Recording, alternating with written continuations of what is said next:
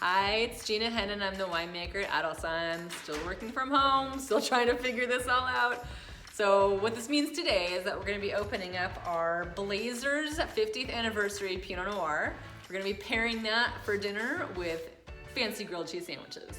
I'm gonna put in some apple, some of this fancy cheese, and then also some regular cheddar.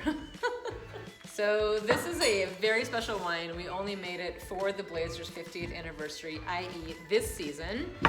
And since the season is delayed indefinitely, we can at least drink wine to commemorate what happened this year. So here are the ingredients for dinner tonight. We're gonna pair this with a cheeky kale salad, but we'll get to that later.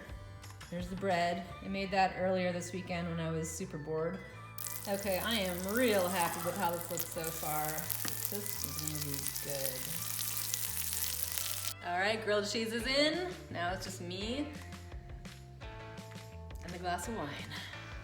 So the label, I don't know if you can see it, is super cool.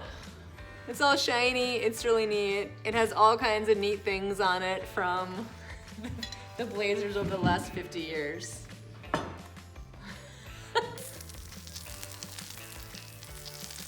I am real happy about this. This is gonna be great.